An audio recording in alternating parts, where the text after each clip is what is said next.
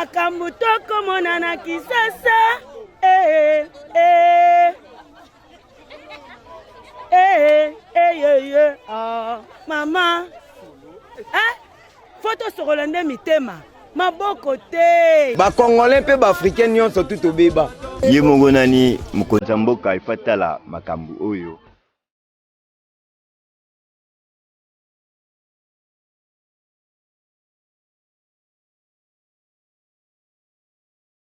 difficulté na biso ka mai kuti boke toka tina bandali kuna bakulu na balanda bino bambango kanga gombe mibali bandaka batu yango 3 mois to okende tozofuta te bakonda kuba osilika babimisa biso na bandako siko toke wapi na bana est-ce que awa bakonzi bayaka bavisa bayaka kana bataka ya baélection koluka kaka baluka bavoi moko koflate bino akeke bajour mai bapesi après quelques jours ale mai eza te.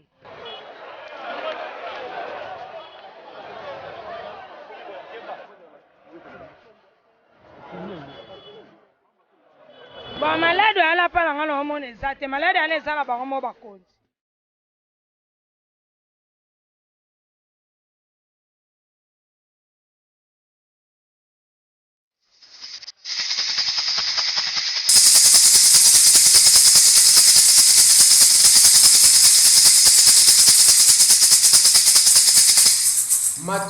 Matondo nabino bakongomani bon dimanche na ba congolais surtout bazwili baku ya ko assister na grande émission ya politique, émission en société, émission où eza kosunga population congolaise dans son ensemble awa Ngumba Kinshasa pe na ba province surtout na kati ya République démocratique du Congo.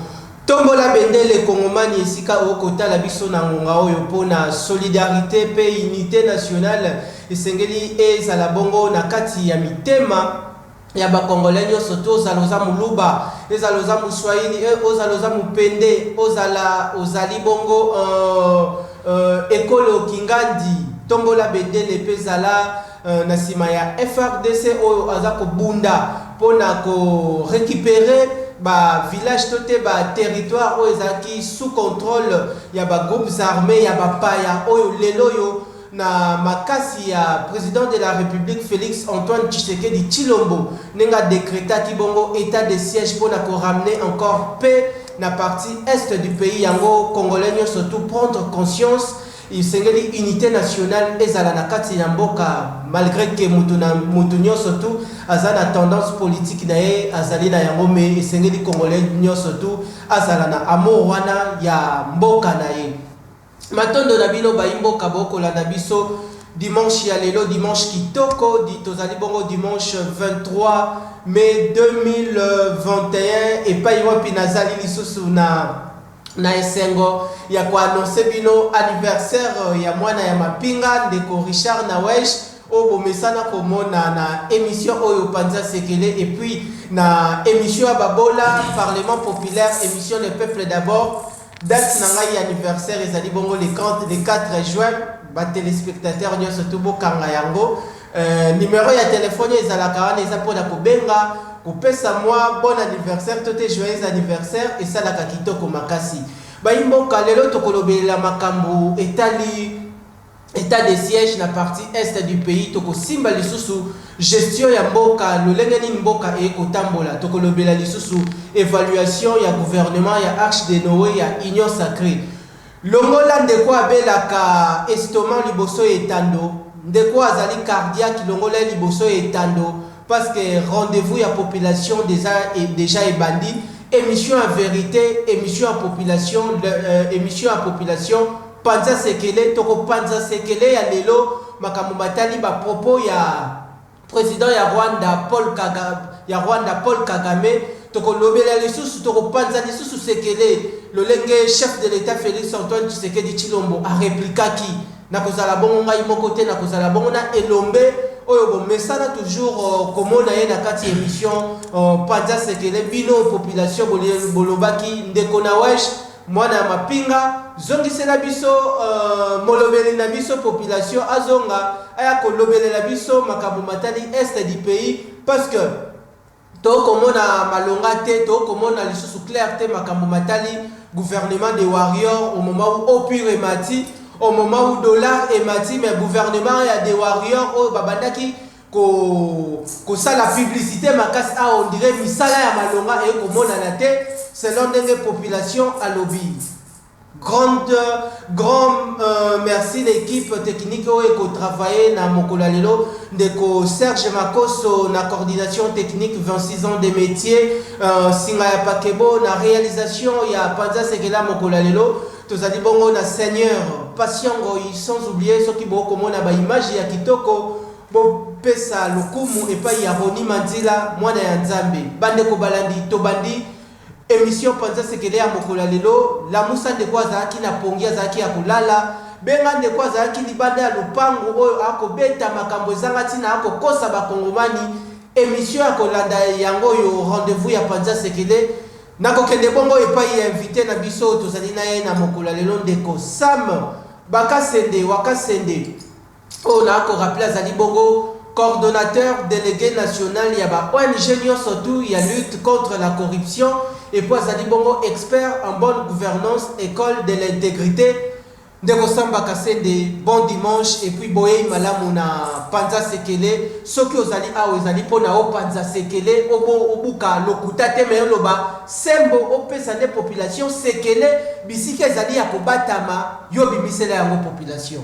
Matondo mingi ndeko naweje mwana ya mapinga oyebi ke nayalaka muntu wa busolo muntu wa solo pamba te maye nyonso tolobaka na yo awa liboso ya bayike muntu moko te atikali ko lobake ndeko Sam obuka lokuta maye toko loba na yo toko solanga na yo awa bayimbo kabakola na biso na bitando yike baza na boyebi ya solo ete makambo tata oyo azali koloba eyali makambo solo ndeko na peso merci lolenge bayike bavengi biso réclamer moi je pensais que c'est là qui n'a se reposer n'a pas ma main lolenge touti moi mubembo moko et puis malgré mubembo tokufela ki ndeko na biso que je salue la famille Lokabwanga et la famille Ilunga Lormanyabo qui a perdu quand même Ndekonangai Ilunga. Je salue et puis malgré la fatigue, on a passé un bon moment dans le sang aujourd'hui. Nous avons venir au sein de Nzambe, to andole Nzambe, to louer, to policier, dengue à Pesibiso, Mokola Lelo, Mokola Yenga, Oyo to kende ko komisaye.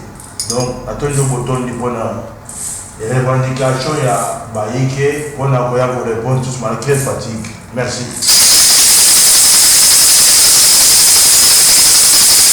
Maintenant, la population serré ceinture esika au kota la biso nangonga oyo touta kibongo koloba na introduction émission longola liboso etando de quoi abela kabongo tension de quoi abela kabongo azaka maladie estomac longola liboso ya télévision parce que tolingi bongo totonga mboka na lolenge ya malamu mpona kosunga tata ekolo Félix Antoine Tshisekedi Tshilombo ayeba bongo pasi ya population ezali wapi Kongomani lelo pasi na ezali wapi na ba quartier tovandi na ba commune tovandi na ba province tovandi et puis gestion ya mboka ekotambola lolenge boni tozali bongo na mwana mboka Samba Kasende Wakasende oye kopanzela population Sekele na Mokola Lelo avant tokota bongo na dossier oyo population a kozela ya état de siège Ndeko Samba Kasende Wakasende lelo population azali toujours na nzala uta mwana mboka Félix Antoine Tshisekedi Tshilombo azwa kibongo bokonzi na ye kino lelo population azali na nzala pourquoi Ndeko Félix Antoine Tshisekedi Tshilombo azokoka kobimisa population te na libulu oyo ya social ya population ezali bongo na état ya dégradation avancée papa national émission de la que le lenge na condition oyo mokonzi mboka azuelaki bokonzi par rapport ya mabe mayema salemi na kati ya ekolo ya Congo na biso mayema salemaki oyo un groupe d'individus bakamataki richesse ya Congo pouvoir ya Congo au détriment de la population ndeko na wesh ndeko Félix aza na kati ya kusala effort nyonso lokola mwana mobali pona ko remettre d'abord Congo na maboko ya ba Congolais. Congo ezalaki na maboko ya ba Congolais te. Ezalaki na maboko ezalaki na maboko ya ba paya, trop désinfiltrés qui se retrouvaient économie entre les mains ya ba expatriés. Ce n'est pas un secret. Oyebi ya madame. Économie en mboka na maboko ya économie entre les mains des Indiens, des Pakistanais, des Libanais, des Chinois, de tous ces gens-là, des Rwandais, des Burundais. Économie na biso entre les mains des individus.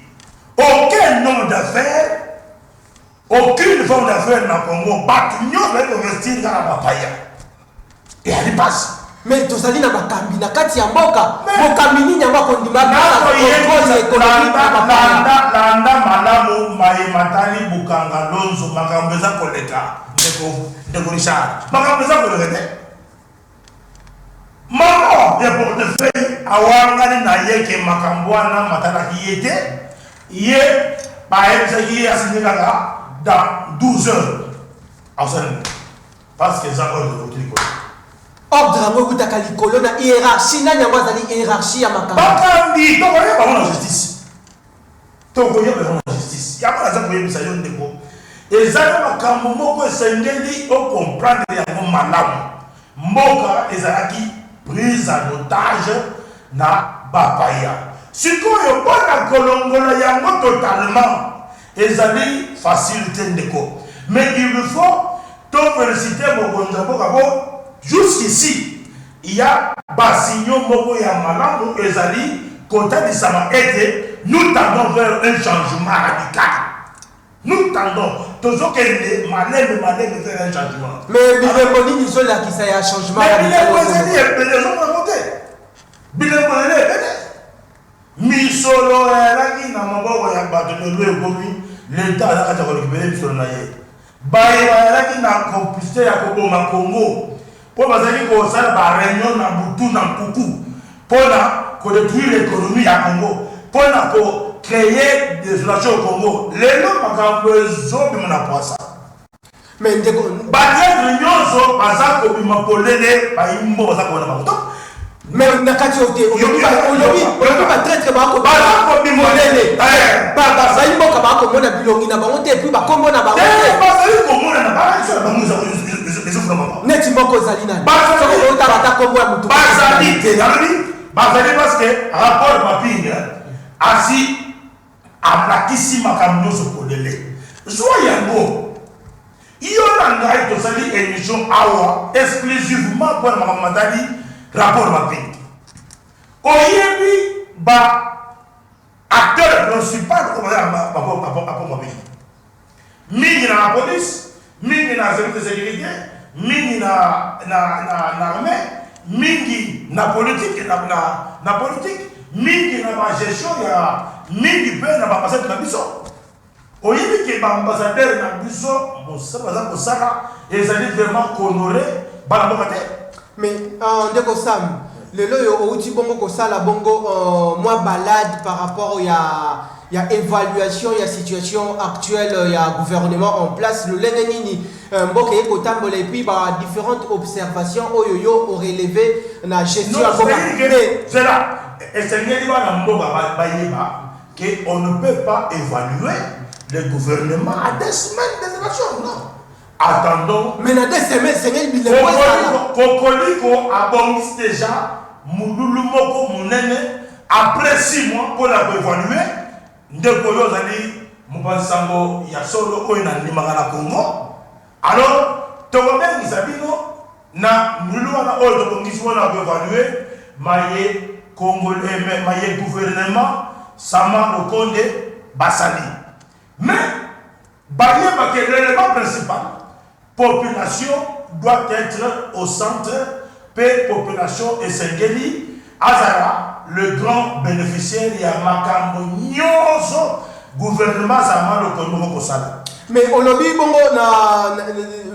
beaucoup ça la évaluation il y a gouvernement il y a Arche de Noé des Warriors il y a Union Sacrée après 6 mois botala bongo musala ni malonga basaleli population mais tokon linga na vérité wana nyonso tu bobi misande sekele wana que na gouvernement il y a Union Sacrée mai ya au pur ezalaki bongo na 100 francs et comme il est là na 150 francs.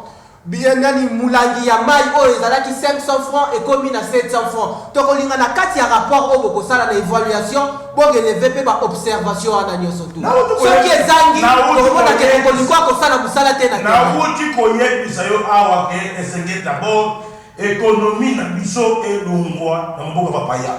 Bapaya bakozala na domination sur notre économie te ya monde ozomona kamozo de pleurer. Alors, biso tozali kosala na makambo fiscalité, makambo TVA, makambo douane, makambo déjà, makambo service de recette. Tozali la kosala, on a déjà commencé le travail. Il y a bien un bureau comment que tu dois travailler. Moussa déjà essayé bandit et toqué ici. Awa, toke bisaki be ministre ya EPST. Parce que azakoko ya bato oyo ba dénonçaki mabe ya ndeko bakongo za boloko. Kasi inspecteur principal oyo ya uti kodone azongeli même système ya oyo ya za boloko wana. Donc système changé te. Système mais domoni ministre Tony Mwaba a uti déjà konomé déjà na bato uti konomé. Système za moko wana. Système nini za système ya maguiya, ya ba détournement, système ya kosalela oyo l'état za ko dégager, pe ko déranger ba IPP.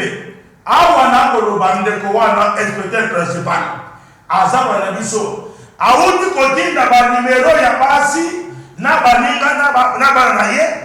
Na ba IPP pour que ba mbongo ezonga yo muli mbongo ya l'état n'est-ce pas mbongo ya l'état ne ko na Richard baba na ko tina ba téléphone mbongo l'état na comme tina on a téléphone na lo boye mukanda ya ngo ezali ya wana na mukanda awa inspecteur oya sika o Tony Mwaba auti konone atindi ba numéro téléphonique ko tina mbongo na IPP.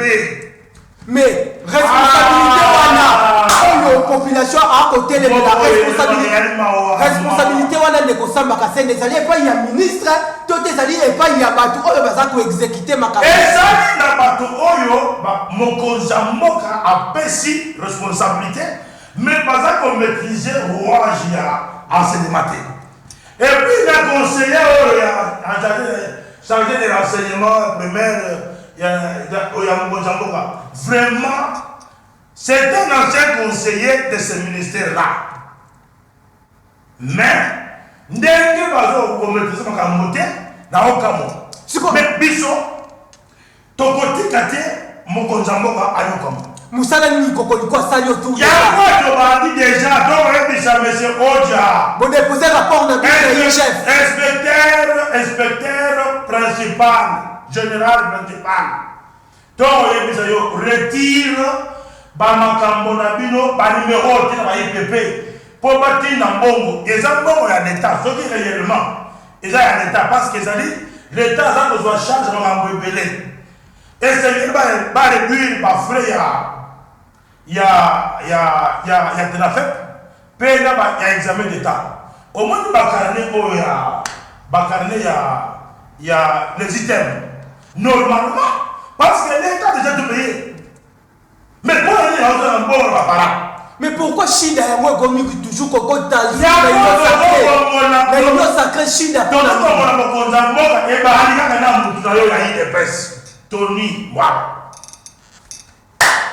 Les gars, ndeko samba kasende opesi ngai matière toza ko évoluer avant si mabongo état de siège mais to vanda nanu na question ya parce que nyonso parce que bengi biso baza ko se plaindre basepeli mpona mesure oyo ministre azwi kasi moto oyo awuti konome IPP inspecteur principal azongeli même système ya ndeko jam Matondo na bino population bokota la biso na ngongo oyo à travers émission la population Panza Sekele émission yo population a s'éclairera encore davantage cri d'alarme ya SES ya mwana mboka Samba Kasende et zabongo lancé na présidence de la République parce qu'il y a zali bongo lanceur d'alerte alerte outi bongo kozala bongo lancé na présidence de la République par rapport à makambo oyo za koleka na EPST makambo babi mabe chef de l'état lobaki na union sacrée ba résultat malongé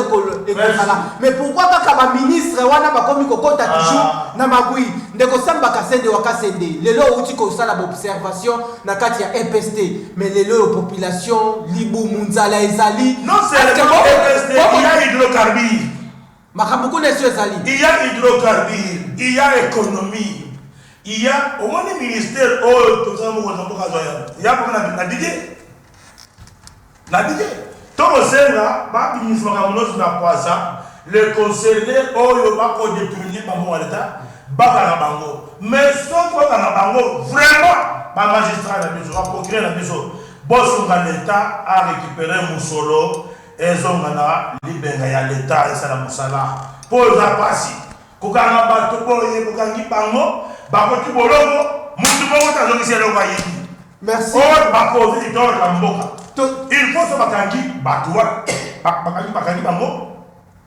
basensi babie na bango bakamati ba mbongo wana longo na FPI aza koteka sikoyo ba 31 immeuble oyo aza koteka le 31 karaté namoni immeuble moko ezali saisi par FPI ezali awa na côté Ifasik ezalaka kala hôtel Ruben lelo namoni FPI a tie mokoloto na ye on dira récupérer pas immeuble wana mais le insolvable ba insolvable nyoso ba okanga ba bien na bango yango moni moi j'aime monsieur alors on ndeko Samba Kasende merci pour na observation saliwana tata mokonzi ekolo atalaka émission le peuple d'abord parce que il y a aussi na la police il faut ça toujours na la police détournement ezali ya bakasi banani ba détourner ba ko la police ba za ko détourner bango général Nini a détourné ba za ko créer ba fictif belé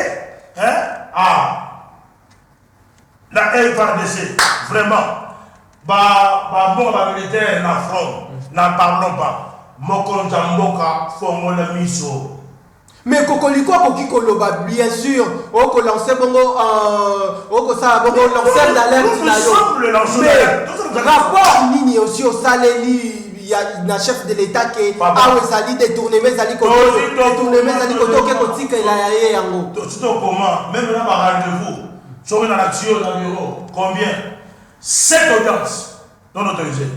Non autorisé pourquoi ça n'a pas colobé la population mais tout qui a fait c'est à voter parfois à la tenter parfois on moni battu à réception qu'on a la présence ba voter on ba oyo ba faire un biso bon on mais il y a un jour mon conjoint a biso a komona que nous avons raison de nous informer chef de l'état na mandat na ye toté na quinquennat programme quinquennal dans la projet de l'échelon donc on va garantir mon na ndemo na sanju oh chef de l'état na programme tu les gères et bandi de sabotage et bailler pas ça pour saboter projet de l'échelon quand ceux qui se disent tu sais qu'ils disent chef de l'état na programme quinquennal na ye bandeko ba ko sala bongo na présidence de la République aux assistant aux conseiller ezala oza na service kingandi boza wana pona kosunga mokonzi ya mboka ko travailler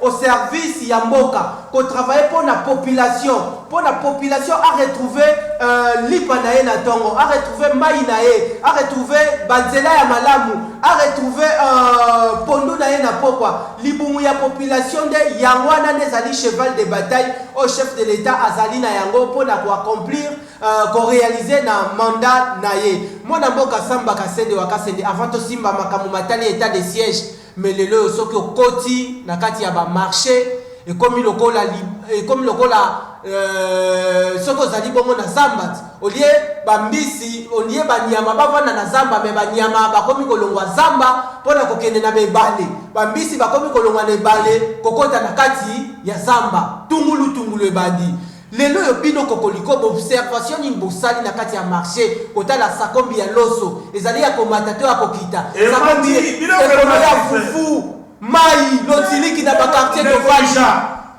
oza kosolola na mutu oyo akovivre du jour au jour la population ngano na kenzando mtizando komisalité ngobela c'est pas vantine na ye na mona ya zando oyo tout ça dans le processus ya comme bakino ba ina mokonza mboka mokonza ba na kabiso mais il faut koyeba banani ana ba ko bakino ba ina mokonza mboka gouverneur oyo de merci de mama yimbe bandi gouverneur oyo ngobela Azan le processus dans le plan, il y a comme Bakinois, Baïna, Mokonja Mboka. Qu'est-ce qu'on va poser? Mais, on va poser nos on condamne Ngobila Pamba, chef de l'État qui t'a Zando. A Tony Ngobila Makamuni, il y a un Zando, mais chef de l'État, il y a une section, il y a un demi, doit passer une dingisa, travaux, et ça là aussi, Zando. C'est là. Au monde a mis tout. Naza bobo ya bato oyo bako ezo konza mboka soki alinga kende ka saya kende te akende te pona ni akende te il faut être quoi parce que avancer projet qui les genoux oyo nanu misele bandite ba gagner marché ils n'ont pas de matériel ba tiembo on a bango mais ils n'ont pas de matériel. Matondo na yo de kosamba kasene na éclairage ozo comme la population outi ko sala bongo toilette projet qui les genoux ya mokonza mboka ya nakasai chiko alina kende pour aller faire quoi yako moni soki nazalaki mokonza mboka m'avait consulté à l'époque mbela ye na zanote parce que comment il peut déplacer mokonza mboka tout un responsable d'un pays comme la RDC bon déplacer hier na eloko moko oyo maquette des actes. Quelle aventure! Mais pourquoi pas quand il ndeko Chantini Ngobila parce que autour de mokonza mboka ezala bato oyo baza kozwa bakanyaka baza kozwa ba commission ils sont tous corrompus. Mais il chef, on a de la macamusu, mais il chef, il ne peut pas être injuste. Mais non, tout bakoki, le chef, ça y est, simultané. Parce que, bakeche, on a peut-être un bébé. Na uta voyage, on a mandaka ndeko. Na kasibino, il chef, babino, on a kaka na ba opérateur économique, ba politicien. Bon, maye baza ko sande mana ba présidence tamino ko na ba raconter. Bon, espérons que bakota na yango bakota na yango bakota na yango matondo na yo ndeko samba espérons mais pas la injustice ndeko boza na misala na bino mais il faut aussi aider mokonza mboka ça ne va pas bandeko basala musala pona bazala bongo service ya mboka ba soutenir bongo chef de l'État parce que tolingi bongo tokoma bongo na 2023 bandeko 2023 kala mingi te totikali bongo soki na 2 ans à peu près na 6 mois et quelques jours lelo yo cheval de bandeko population kolanda bongo directeur de cabinet ndeko Guilain Yembo akolanda bongo ministre Sama Lukonde te akolanda bongo ba conseiller te akotalela nde mokonzi ya mboka bila ya mokonzi ya mboka ezali boye ndeko Kabila akomisa ba pauvre ba tobisto yebi na mboka bazali ba piéton Kabila les a rendus des millionnaires, n'est-ce pas?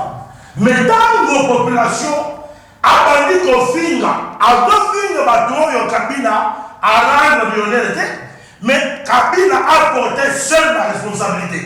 Ça, mon conjoint a sénégalais et Batunaye et Sengeli Baïdé.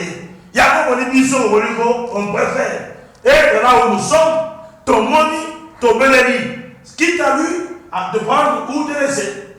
Bandeko Balandi, merci na toilettage oyo mwana mboka le défenseur de la République Sam Bakasenda uti ko sala pona ko éclairer bongo mokonzi ya mboka ayeba bongo malolenge ni mboka yeko tambola na ba différents secteurs de la vie nationale. To simba bongo makambo matali makambo ya état de siège oyo mutu na mutu akomisi yango lokola lipa na mwamba mutu na mutu akomisi yango ondire match ya vita ye na imana na lolenge na ye tokokota bongo na makambo matali état de siège état de siège nde bandeko bakongomani bakozela bongo baresultat ya malonga parce que mokonzi ya mboka Félix Antoine Tshisekedi Tshilombo azwaki likanisi oyo mpona korestaurer paix na partie est du pays. Moi, je Samba Kassende Wakasende. Évaluation nini, tote observation nini, ou sali en tant que la société civile. Bouta, chef de l'État, a instauré état de siège dans la partie est du pays. Et qu'on de l'Olenge Boni. Non, jusqu'ici, les indicateurs, Oyo Tualina Yango, Makambo, Ezokende, Malamu.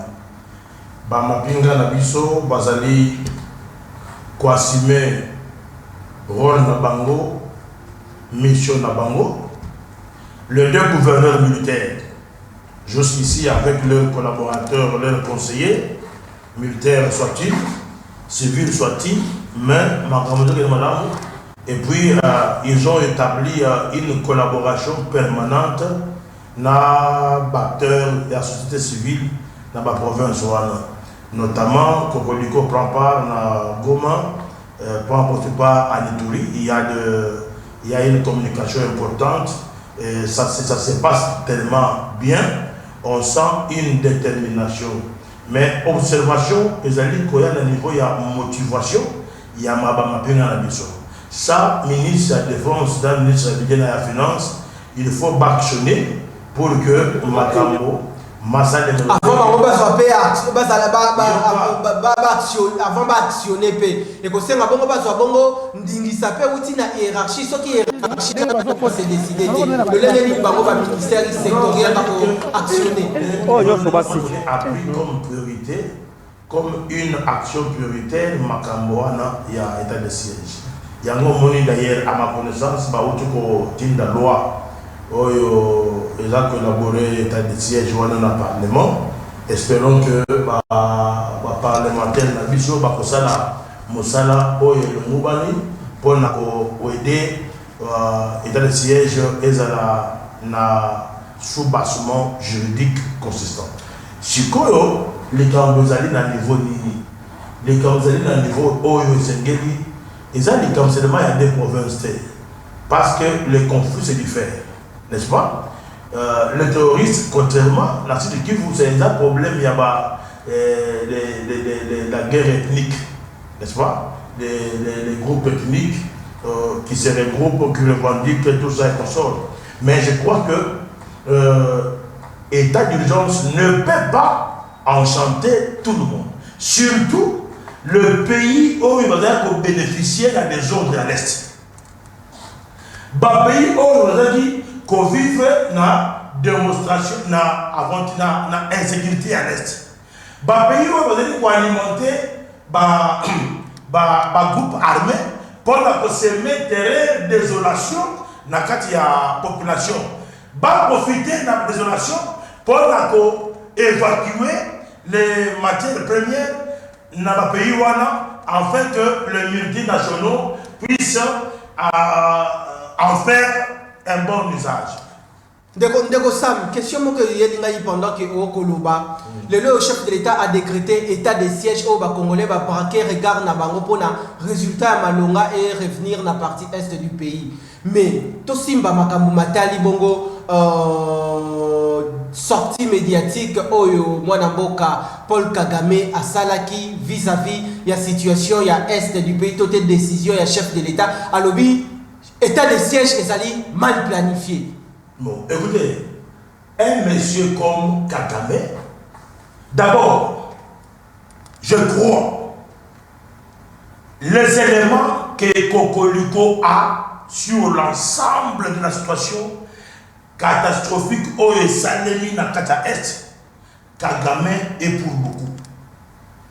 Kagame est pour beaucoup au moment où il n'y a jamais eu de génocide dans la partie est du pays. Kagame peut nier parce qu'à Monique a commis na Souka mana na yango. Souka na ya vie na carrière na politique. Bazou ça y est. Neni ezali wana, il peut que dire ça, mais Mokonza Mboka ne pouvait pas répliquer du coup. Alors que Bakano, plusieurs possibilités allaient à propos de Yano. Nabuzo ba oya lobi wana. Mais plus ma Congolais toboye bisakagame que ndenge osakana kina biso ba murebele mbala oyo s'il faut pénétrer au Ghana, on va pénétrer au Ghana. Et on voit siéger là-bas. Mais déclaration du point de vue à droit international, c'est une fuite en avance. D'abord, barricadé dans les Nations Unies. Et pas il y a secrétaire général. Barricadé. Donc, il n'y a pas de mais dans le droit international, et c'est qu'il n'a pas saisi. Mokonjamboka, c'est un fin politique et diplomate. Mais quelque part, les Congolais, il y a la diaspora congolaise qui est condamnée, sortie médiatique, il y a chef de l'État, Balobi, ça là qui est un peu molle. Chef de l'État, qui peut s'exprimer Matondo, évolue. Mokonjamboka, Azali Tata Batembele. Mokonjamboka n'est pas conflictuel. Mokonjamboka Azali Mokonjaïna africaine en exercice. Il ne pouvait pas répondre Kagame parce que Makambo Kagame a lobby, Kagame a déjà eu sa réponse. Réponse n'a pas mot, n'a pas ça. C'est parce que, à mon avis, la plupart de responsables militaires, alors, il a préféré Okima pour ailleurs que déjà que il est perdant. Mais il est perdant. Le mécanisme a Angers pour continuer à s'enrichir sur le dos de l'Est. On vient de les contourner. On vient de les contourner, lobby. Même les multinationaux qui passaient par Ouganda, Burundi, pour utiliser les groupes armés, le Oyo, Makambo, et Kozongera, et Kozonga, la démoko officielle, Banamboka, réponse à Mokonjamboka, et la Ginambo, Mabete, Mokonjamboka, a un canon, et Bélé, il y a pour répondre, Ndeko Kagame, mais Nami Kolezeli Koya, Bokoyoka réponse à Mokonjamboka. Boyebi Makambo Oyo Zalema Awa, il y a Assemblée nationale, il y a Sénat, il y a gouvernement. Boyebi Ndenge Mokonjamboka a été traité de tout le monde. Mais réaction naïe. Et y a dit. Ndeko Sam, au lobby, mécanisme, au lobby, Panzela na bosembo surtout population c'est qu'elle est. Pourquoi na déclaration de Paul Kagame Azali trop serein, Azana il se prend les épaules, Azali avant on dirait na ngwende na ye, Azana ba assurance belé na tikana yokana motuna Azali na ba assurance belé.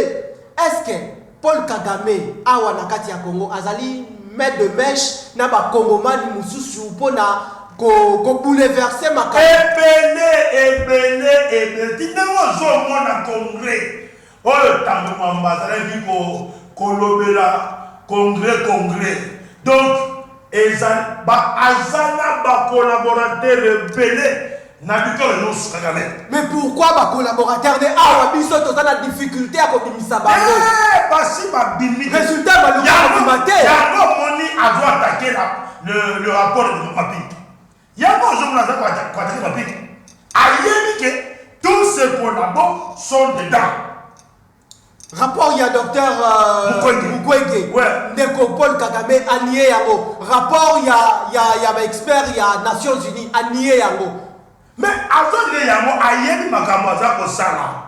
Parce que Azali n'a pas collabo, Oyo, Bazalaki, na mesh naye, pour détruire Congo. Naba Congolais. Si vous avez na koyebi zone de Konagai, oyebi Namboka Mepaya, il y a quelque chose qui se passe. Il y a quelque chose qui se passe. lelo na soke na poto le biso acteur société civile ndeko sambaka sende na respect nyonso twana tolanda nanu na bilili totala musala oyo FRDC ndeko passiongo i seigneur population aza na besoin na ngonga oyo amona bandela biso kote ya général ndenga bandaki koloba tozwa nanu musala oyo na baimage musala oyo FRDC mapinga ya Congo akosala na partie est du pays et puis tozonga na kati émission tolandi bongo na bokebi.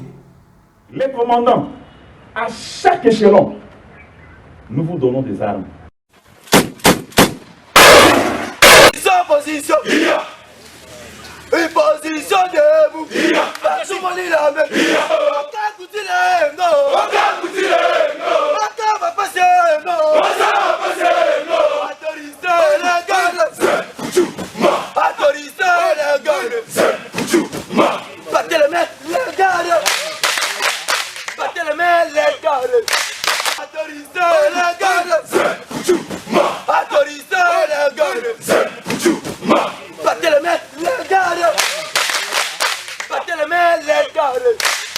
Debout Congolais, unis par le sang, unis dans l'effort pour l'indépendance. Dressons nos fronts, longtemps courbés, et pour de bon, prenons le plus bel élan dans la paix au peuple ardent.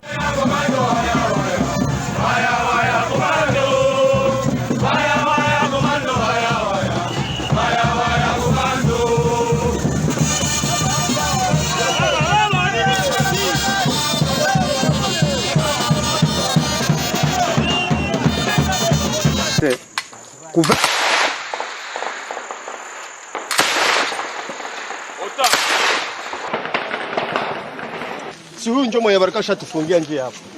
Amupepeta hapa mwe. Nani mwanamke? Ni garçon. Ibembe na bango. Ya Al-Shabaab. Wadi manano hao. To dégager to binao. Ona sana zamba za pembe. Okendera bilongo.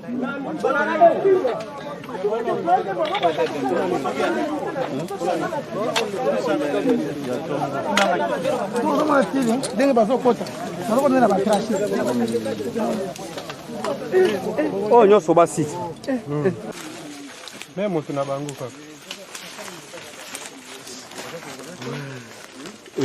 Wana Congolais te. Oh Congolais.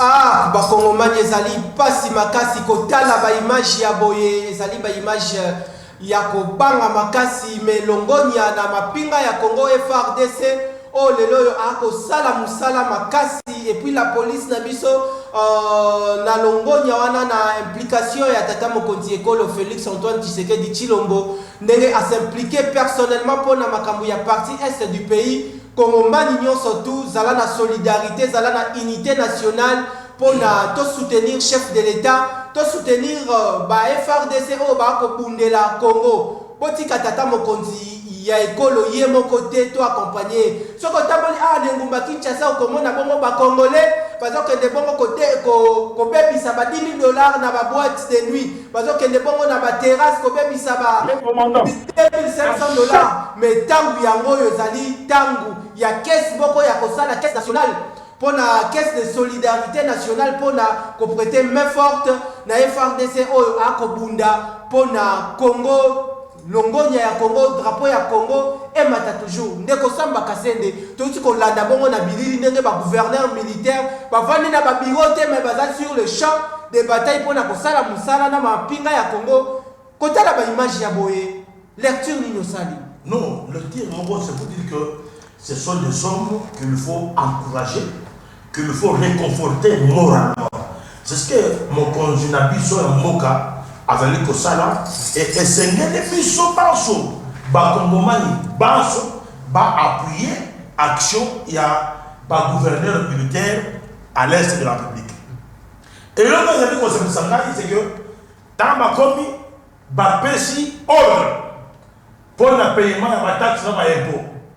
Et ndeko, population à comprendre ce qu'il faut, payer l'impôt, il faut payer les taxes. Est-ce que la population doit s'approprier de l'impôt? Non, il y a encore un gouvernement militaire à lancer quoi. Congolais va récupérer un mot, n'a pas société civile, au moment où nous sommes à la société civile, alors, tu as déjà vulgarisation. C'est comme ça qu'on doit encourager Bamapinga Nabiso. Donc, ils ont notre soutien, nous les appuyons, nous les encourageons et nous demandons à tous les gouverneurs pour nous, et Seigneli, est Mobima et Zala militarisé. Et Zala, province Lokaka, géré par le gouverneur militaire. Oh, le gouverneur, il va militaire la partie. Mais ça durée, ça y a un mois. Un mois et Colombo. Donc, il y a un moment posé à moitié, ça n'a il fait un mandat. Pour le résultat, parce que c'est moi qui ai eu. Donc, il y a un moment, bah, député n'a biso, bah, il a monté dans ma baie. Makambo, il y a mon touya, t'as la durée un mois. Renouvelable, 15 jours. Non. Ndeko Samba Kassé, le chef de l'État, il y a beaucoup décision beaucoup salvatrice. Il y a état de siège où ils ont décision extrême. Le loyo, on dirait divergence ces alliés na kati na mboka ba soki totali ba terre politique ya mboka Congo comme na franche mususu ba Congomani ba côté le la état de siège pour la solidarité santé. Divergence c'est entre le konta mboka na ba Congomani. Divergence, c'est un collaborateur à Gamé. Ba collaborateur à Nani? Ya Gamé. Ba Fayulu, Ba Mojito, ce sont des collaborateurs à Gamé. Oh, Fayulu, à côté de Paul Kagame, au Congo, Baza collaborateur Naye. Baza collaborateur Naye, Batino Soir, tout ce temps-là. Oh, à cause la sit-in pour l'ambassadeur, Paul Kagame, oh, Bemana qui n'a pas fait du site, Baza politicien, Ba Yebike, Moko Njamoka, les a pris. Nous avons na Kingo, moyen de pousser sa tête, moyen de faire l'opposition et sa tête. Il n'y a pas de problème. Tous les Congolais appuient mon Kontamboka. Mala outi bandaka. Namoni, l'olenge ba namboka nyoso, ba sepeli na Kontamboka. Ba appuyer et dans le siège. Namoni même ba gouverneur en place. Donc, il y a vraiment l'opportunité à encourager Bamapinga na biso. Hein? Talawa. Ndeko, poser la Kenekocha ordre l'armée. Armée Nabiso et Zalaki infiltré. Trop de Rwandais, trop de Burundais, trop de Zambiens, trop de Tanzaniens, trop de Nigériens. Notre armée était vraiment infiltrée.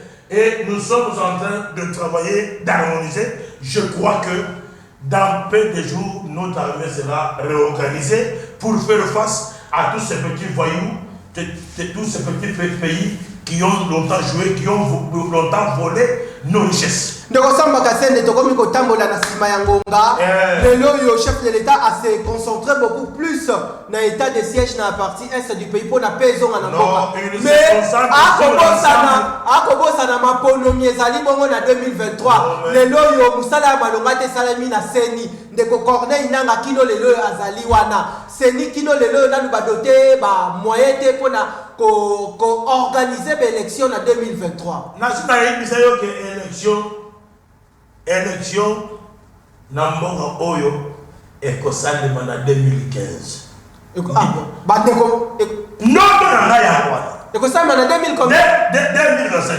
2025. 2023 élection. Il n'y aura pas élection. Pour nani? Mais tout n'est pas encore prêt. Oh, Ndeko Samba Kassé, oh, comme ma population a soulèvement, on dit une population à cause de là. 2023, tout n'est pas encore disponible et il faut y travailler pour on y a moyens. C'est moyens, tout ça, ça demande vraiment les moyens. Merci de vous avoir. Mais tout le monde dans la nation, l'école Afrique, Covid est sali, mais président de la banque pays va organiser une élection. Mais les lots, pourquoi faire le attends, on a mis ça au Congo. Le pays fonctionne. Covid est sali, mais va organiser l'élection. Alors, ça n'a pas raison de que l'élection s'en mais ça, c'est moi. Je dis que vous êtes demandé 2025.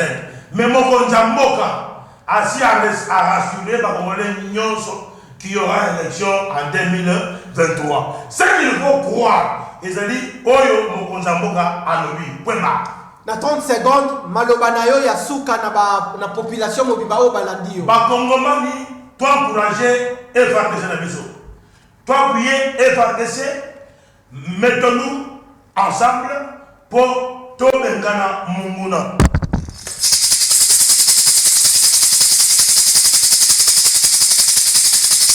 Merci Nabino, population ya mboka Congo ezalaki cadre ya kopanza bongo sekele na poko lelo to sololi to fingi mutute invité pa fingi mutute zali émission ba finga ka batute mais zali émission balobaka sembo vérité ya mboka sekele bisike ko bombada il faut ko bimisa yango pona eyebana population ayeba lolenge nini makambo eko tambola et puis ko accompagner chef de l'état na période quinquennale na ye parce que soki mande sili bakolandela jamais kingandi bakolandela jamais ndeko Richard Nawej bakolandela jamais ndeko Samba Kasende bakolandela au moins chef de l'état Félix Antoine Tshisekedi Tshilombo. Grand merci l'équipe technique qui travaillé bongo na mokolo lelo matondo na population mobimba ndenge bozaki liboso ya bitando pona kotala panza sekele. Grand merci na partenaire d'excellence privilégié moi namboka André Mabouisha Lumanisha oyo azako accompagner bongo chef de l'état Félix Antoine Tshisekedi Tshilombo. Bon retrouver bongo rediffusion et émission panza sekele lobby déjà lundi à partir de 13h30. Matondo na bino population ezalaki avec plaisir. Moi na mapinga ndeko Richard Nawej na lazalaki na plaisir makasi ya kozala liboso na bino. Matondo na bino.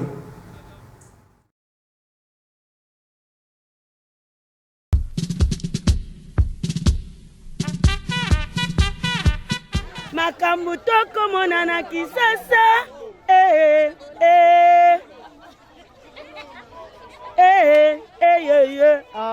mama photo sorolande mitema maboko te ba Congolais pe ba Africain nyonso tout obeba ye mongonani mokonzi mboka ifatala makambu oyo dans la guerre mondiale il n'y a pas de camarades. Makambu toko mona na kisasa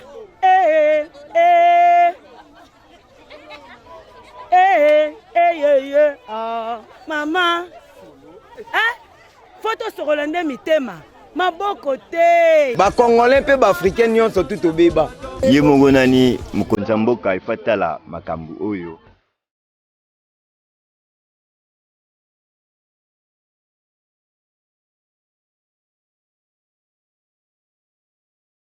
difficulté na biso ka mai kutu boke toka tina bandali kuna bakuluna balanda bino bambangu kanga gombe mibali bandaka batu yango 3 mois tokende tozofuta te bakonda baosilika babimisa biso na bandako siko toke wapi na bana est-ce que awa bakonzi bavayaka bavisa bayaka kaka na bataka ya baélection koluka kaka baluka bavoi mungu akoflate bino akeke bajour mai bapesi apres keke jour ale mai eza te